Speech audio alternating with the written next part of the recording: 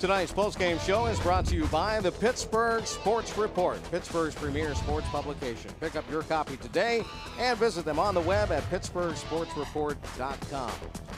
28-20 victory for the home team here tonight. The Upper St. Clair Panthers, they defeat the West Allegheny Indians in a showdown. It was not an easy win, hard-fought win. They played well, and let's hear from the coach, huh? Ellis Cannon is with Jim Render right now. All right, Coach, congratulations on the win. I have a sense that was your type of game. That was my type of game. I mean, I grew up in Ohio under Woody. Right.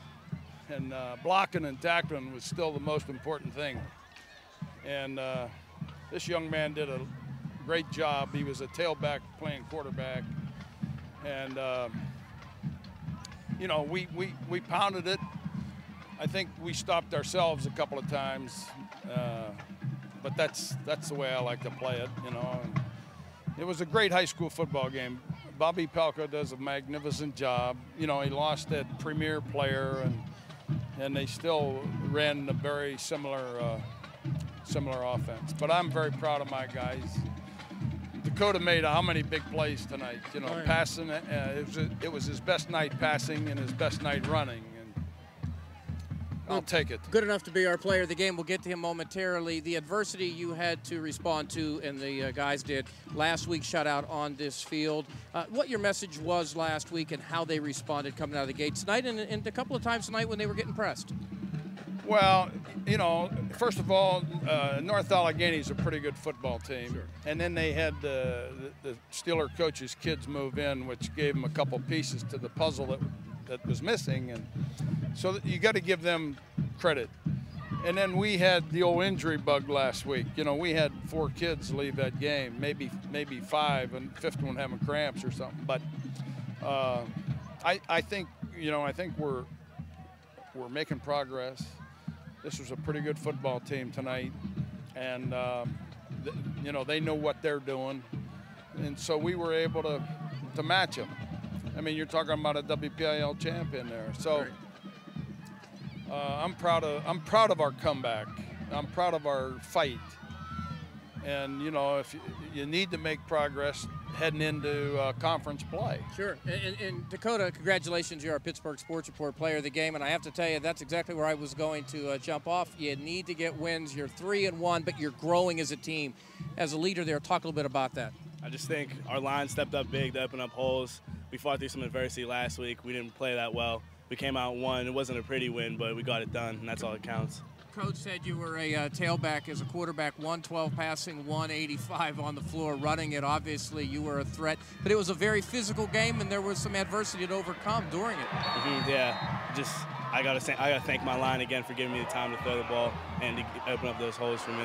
Sure enough. Now, as you look forward, obviously you got a one step at a time, but a young team and one that now has little wind in their sails, unlike last week. Is he going to be harder on you this week than he was last? Probably, because now it's conference play, and this is what really matters in the end. I sort of had that feeling. Thanks a lot. Congratulations. What's that? You got to get tougher after they win than when you lose. That's exactly why I asked it, Coach, because I have a feeling that's exactly what your idea would be. All right, thanks so much. There goes Jim Render with another win. Of course, he's got a lot in his history, and this was a big one for his guys going forward. They're a young outfit. They had some adversity during this game. Certainly, they heard it all through the course of the week. They responded, and their quarterback/halfback do it all. He certainly led the way. Back up to you guys. Ellis, I don't know what you put in the Gatorade can, but that's about as loose as I've ever seen Jim Render. Well, here's the deal. What Ellis could have done is just handed Jim the mic and said, okay, see you later. He did the postgame show for you, didn't he? I tell you what, I didn't have to ask him a lot now, did I? Oh, I'll tell you what, you might want to hire him for the Pittsburgh Sports Report. He'd be your next great correspondent. I'd love to have him. I'll tell you what, those wins count for a lot more than just on the football field, and I think that's what we saw a little bit here tonight. Obviously, as you pointed out to John at the beginning of this game, you just don't see this. You don't see his team lose 27-0. Last time they were shut out, I believe, was McKeesport, 2007. Again, it doesn't happen. Well, the way they responded in many respects is as big a test as they'll have all through the course of the year. They responded quite favorably. They get out. They come out of the gates. They're up with a 21-14 lead. They had some bumps in the road. And then to start the second half, Bill Cowher used to always say that the first drive was the most important one of the game, that being the first drive of the second half.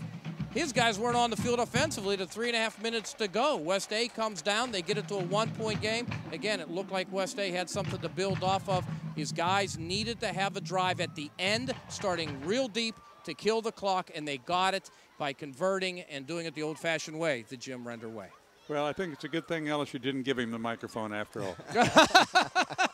Good enough, John. I appreciate that. Okay. All right, guys. Excellent drives here tonight and hard-fought victory. And, again, we didn't know which way this game was going to go. West Allegheny was right in the thick of it.